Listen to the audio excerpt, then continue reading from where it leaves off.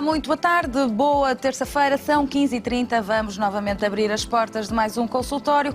Hoje falamos sobre obesidade, aquela que já é considerada a epidemia do século XXI. Vamos falar sobre obesidade e excesso de peso e perceber quais os tratamentos mais eficazes que estão ao dispor daqueles que padecem deste tipo de patologia. Vamos também falar sobre doença hereditária rara ao nível do metabolismo das proteínas e vamos ter a oportunidade de saber mais sobre regresso às aulas e desafios e oportunidades inerentes a esta fase muito específica do ano. Pode e deve começar já a ligar 225 083 204 para ficar inscrito na nossa lista de chamadas e poder tirar as suas dúvidas em direto, como de costume, na terceira parte, esta tarde, sobre a especialidade de Psicologia, na sua generalidade. Pode também aproveitar, caso não possa entrar em direto connosco via telefone, para deixar a sua questão por escrito em consultorio@portocanal.pt. Cumprimentar o nosso primeiro convidado desta tarde, Dr. Miguel Afonso, diretor clínico da Gastroclinic e médico gastroenterologista, especialista em tratamentos de obesidade. Muito boa tarde, Dr. Miguel. É a primeira vez aqui no consultório? Sim. Certo? Muito bem-vindo. Ora bem, antes de passarmos a falar dos tratamentos possíveis, e ainda bem que os há, falamos de uma doença, e é bom que se relembre que a obesidade é uma doença. Falamos de uma doença que está a afetar adultos e jovens adultos, mas também já as crianças, não é? Exato. A obesidade é uma doença crónica que afeta cerca de 50% a 60% da população portuguesa e que é muito importante conhecer e prevenir, acima de tudo, antes de chegar à fase de ser necessário um tratamento. A obesidade... Quando é que podemos dizer que uma pessoa é obesa, não é? Porque há aí uma matemática, não é? Exato, exato. É preciso fazer um cálculo que vai relacionar o peso com a altura, portanto é o peso dividido pelo quadrado da altura e que permite identificar quem são as pessoas que têm excesso de peso, que é definido como o IMC, que é o Índice de Massa Corporal Superior a 25, e aquelas pessoas que têm obesidade, que são aquelas pessoas que têm o IMC superior a 30. Depois, dentro da obesidade, há vários graus, desde a obesidade mais ligeira, há aqueles casos mais graves que necessitam até de intervenções cirúrgicas, como as pessoas que têm um índice de massa corporal superior a 40. São casos já bastante graves. E culmina com aquela que é por muitos conhecida como a obesidade mórbida. Exato, exatamente. Esse é o último grau. De tudo isto?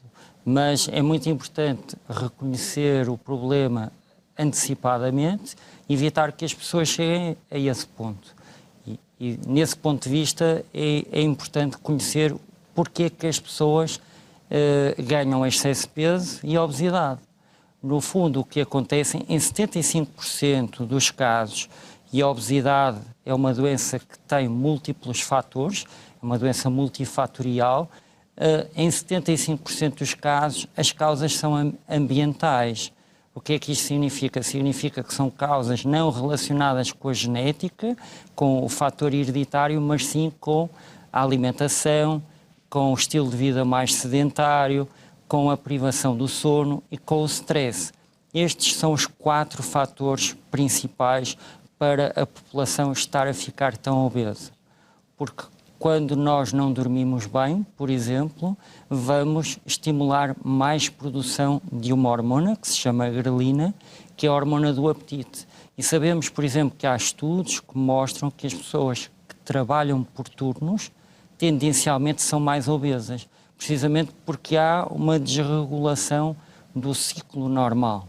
Portanto, por isso, importa saber as causas para que aqui a questão não seja só um tratamento cirúrgico, porque até mesmo só o tratamento cirúrgico não vai resolver o problema se não forem tratadas as outras vertentes desta patologia, não é? Exatamente. É muito importante avaliar cada caso individualmente, cada pessoa individualmente, por uma equipa multidisciplinar e perceber porque é que aquela pessoa chegou àquele estado de excesso de peso ou obesidade. Por isso é que é importante a intervenção de vários profissionais, desde o gastroenterologista, por vezes o cirurgião bariátrico, o endocrinologista, a nutricionista é muito importante e tem um papel fundamental, porque, acima de tudo, temos que pensar que, embora haja alguns casos em que o fator genético e hereditário é muito importante, na maioria dos casos isto tem a ver com uma balança, em que de um lado está a energia que nós consumimos através da comida e do outro lado está a energia que nós gastamos nas nossas atividades de vida diárias. E geralmente o acesso a comida altamente calórica, que habitualmente até é mais barata, é muito grande e cada vez nós fazemos menos atividade e exercício físico. Sendo que mais calorias não é igual a mais saúde, não é? Exatamente. Ou seja, um alimento muito calórico até pode dar energia, mas depois não dá, a pessoa pode estar subnutrida. Exatamente. Um obeso pode estar subnutrido, Exatamente. não é? Isso acontece muito frequentemente. Por exemplo, há vários estudos que mostram que os pacientes obesos têm déficit de vitamina D, que é uma vitamina muito importante. Por isso mesmo, porque estes alimentos altamente calóricos muitas vezes são os mais baratos e geralmente a obesidade também, infelizmente, afeta mais as pessoas mais carenciadas. Porque comprar carne, peixe é mais caro e mesmo os próprios legumes e a fruta também são mais caros que, às vezes, alguns alimentos mais calóricos e menos completos do ponto de vista nutricional. Portanto, a gastroenterologia é uma especialidade que também é aqui chamada a ajudar este tipo de pessoas. Em Portugal os números continuam alarmantes, não é? Portanto, cerca de metade da população tem algum tipo de excesso de peso. Perguntava-lhe o que é que hoje em dia é possível fazer para ajudar, nomeadamente com tratamento cirúrgico, e que tipo de pessoas é que beneficiam deste e que estão aptas para receber este tipo de tratamento? Em relação aos tratamentos de obesidade, é preciso fazer aqui uma ressalva muito importante. Nenhum tratamento pode ser eficaz se não houver uma reeducação alimentar. E esta é a base de qualquer tratamento. De acordo com o tal IMC, o Índice de Massa Corporal, depois os médicos têm alguns tipos de tratamento diferentes, desde alguns menos invasivos, que os gastroenterologistas executam, como os tratamentos endoscópicos da obesidade, a casos mais graves em que já é necessário uma cirurgia bariátrica, como o bypass gástrico e o sleeve gástrico cirúrgico. Mas que tratamentos endoscópicos são esses que podem Existem, hoje em dia esta é uma área que tem crescido muito e tem havido um grande desenvolvimento de técnicas. Até pela necessidade, não é? Exatamente, de técnicas novas, porque é uma doença que atinge muitas pessoas e cada vez nós médicos procuramos tratamentos que sejam menos invasivos. Então, o primeiro tratamento que surgiu foi o balão intragástrico e mais recentemente surgiram outros tratamentos. Estes tratamentos têm em comum o facto de serem realizados sem qualquer incisão no corpo, são realizados através de uma endoscopia, em que se introduz um equipamento, um endoscópio, que tem uma câmara na sua extremidade, até ao estômago. Há vários tipos de intervenção que existem atualmente, mas aquelas que são mais eficazes e mais utilizadas são o balão intragástrico e, mais recentemente, uma técnica que se chama o sleeve endoscópico.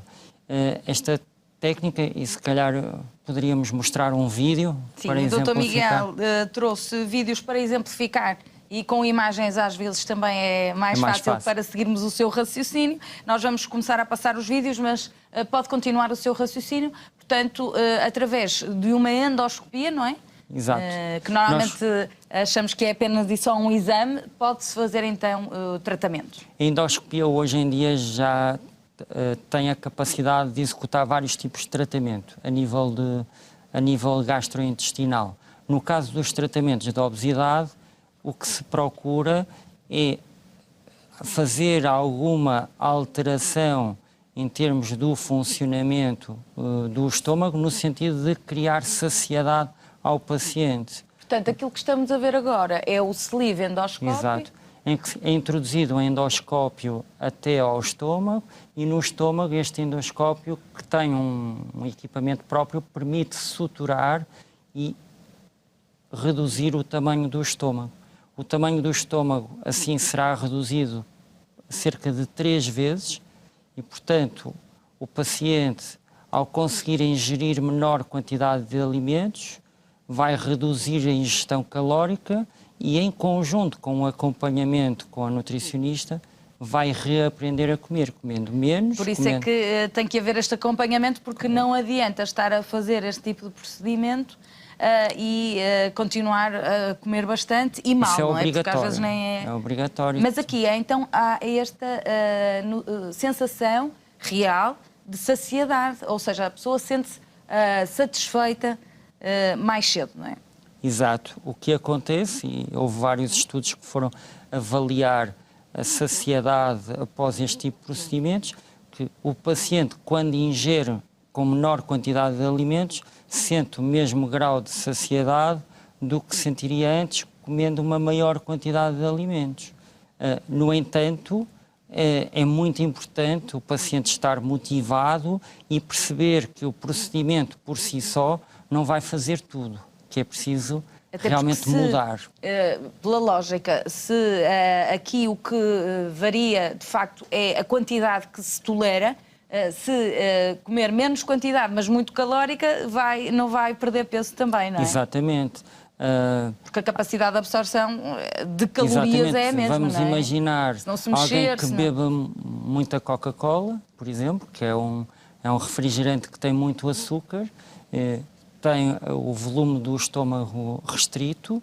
No entanto, como a Coca-Cola é líquido, vai conseguir beber e vai ingerir uma grande quantidade de calorias. Portanto, este tipo de procedimentos carece de uma avaliação prévia meticulosa e também de uma informação cuidada ao paciente de que é necessário pensar neste processo como um processo de mudança para a vida, adquirir novos hábitos, não só alimentares, mas também de atividade física, de exercício físico, promover um estilo de vida mais saudável.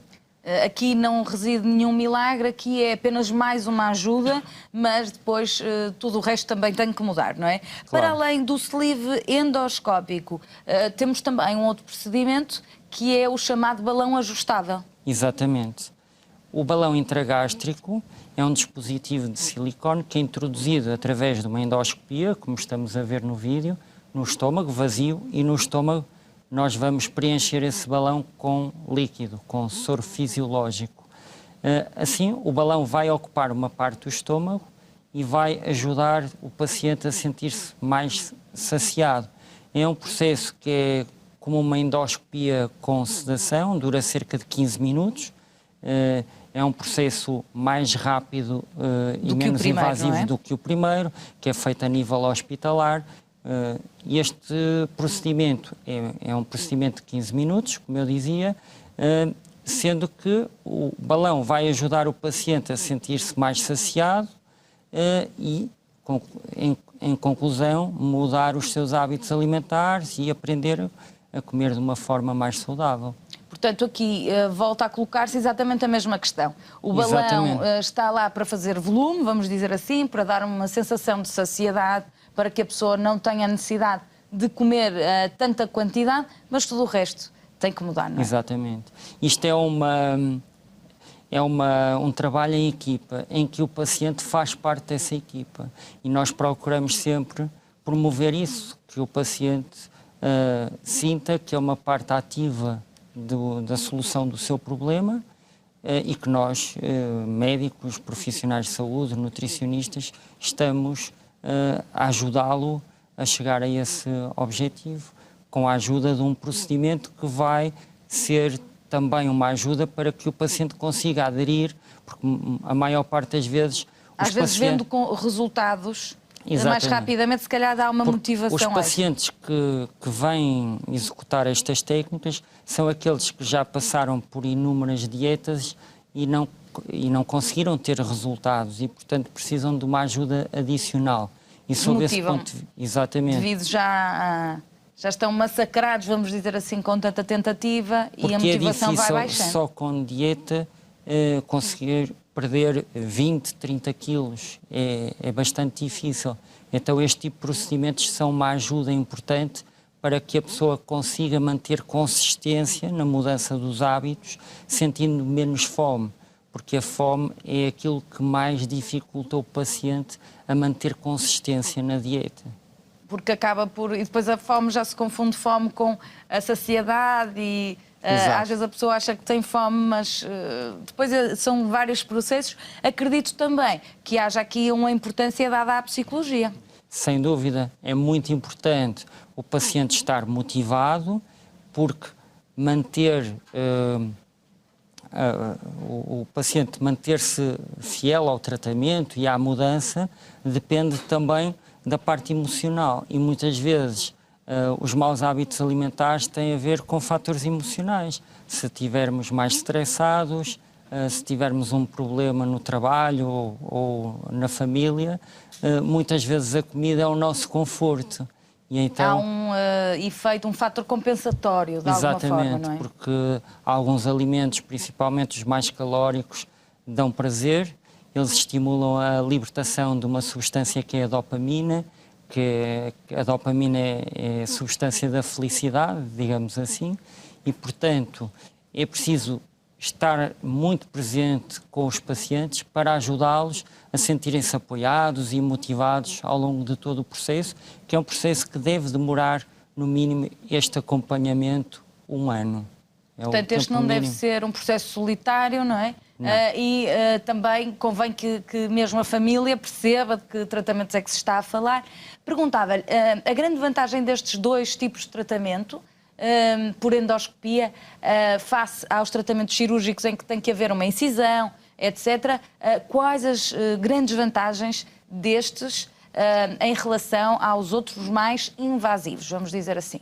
São tratamentos que não competem entre si, estão indicados em situações diferentes. Os tratamentos endoscópicos em pessoas que têm obesidade de grau 1 ou 2, ou seja, aquelas que estão no IMC entre 30 e 40, a vantagem em relação a procedimentos mais invasivos, que às vezes são necessários, é a recuperação ser mais rápida, uma vez que estes processos são feitos através da endoscopia, sem qualquer incisão, o risco de infecção também é menor e a recuperação do paciente é mais rápida, assim como o regresso muitas vezes ao trabalho, que é algo que preocupa muitos pacientes, não faltarem muitos dias ao trabalho, e este tipo de procedimentos permite, de facto, essa recuperação mais rápida, por serem menos invasivos. Em termos de complicações, porque as pessoas também gostam de saber, obviamente que claro, tudo na vida tem vantagens e riscos, aqui há muitos riscos, na pior das hipóteses o que é que pode correr menos bem e como se pode resolver? Existem riscos em qualquer procedimento médico. Este tipo de procedimentos tem um risco que pode variar entre 1 a 2 em cada 100 casos. São diferentes, de acordo seja o balão ou o sleeve endoscópico. É muito importante também, quando os pacientes fazem uma primeira consulta, serem esclarecidos sobre esses riscos, mas manterem-se obesos também é um risco para a saúde e comporta... Talvez até maior em termos estatísticos. Comporta riscos cardiovasculares, com doenças cardiovasculares como a hipertensão arterial, o acidente vascular cerebral, a diabetes, o síndrome metabólico e também de doenças não cardiovasculares e até mesmo de alguns tipos de cancro. Portanto, o que nós temos que pesar sempre é o risco-benefício. Se o risco é menor que o benefício que o paciente pode obter com a perda de peso, então o tratamento deve ser pensado e deve ser avançar, proposto. Não é? Exato. Agora, recordar que o Dr. Miguel Afonso é diretor clínico da Gastroclinic e se tiver curiosidade, quiser saber mais informações, pode aceder ao site www.gastroclinic.com Agradecer a presença Obrigado. e nesta estreia do Dr. Miguel Afonso aqui no consultório. Nós seguimos para intervalo. A seguir falamos sobre doença rara do metabolismo. Até já.